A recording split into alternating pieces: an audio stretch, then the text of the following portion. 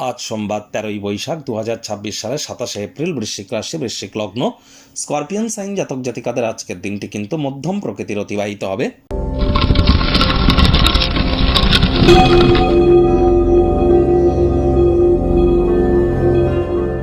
ভিডিওটির শুরুতেই আপনাদের সকলকে রাজযোগ চ্যানেলের তরফ থেকে মোহিনী একাদশীর হার্দিক শুভেচ্ছা ও অভিনন্দন রইল।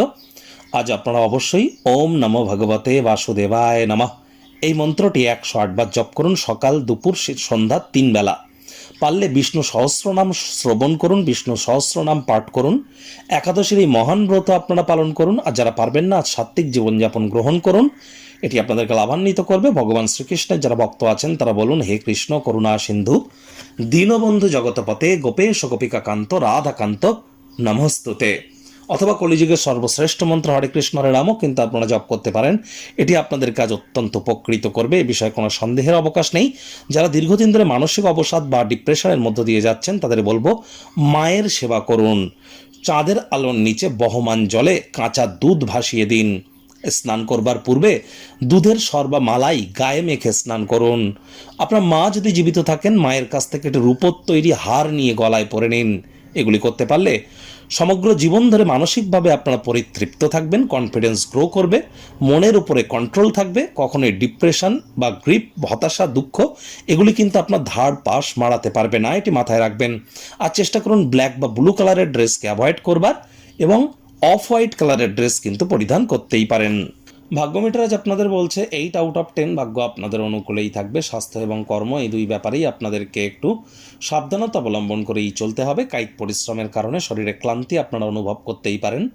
ওজন বুঝে ভোজন গ্রহণ করুন। রাস্তাঘাটে সাবধানে গাড়ি ঘোড়া চালান। কোনো প্রকার নেতিবাচক অনুভূতির আশ্রয় ভুলেও যেন গ্রহণ করবেন না, হতাশা গ্রাস করতেই পারে। চারপাশের মানুষজনেরা অত্যন্ত দাবি দাওয়া কিন্তু করবে। কাউকে এমন কোনো প্রতিশ্রুতি দিতে যাবেন না যা আপনার পক্ষে রাখা ইন ফিউচার অসম্ভব।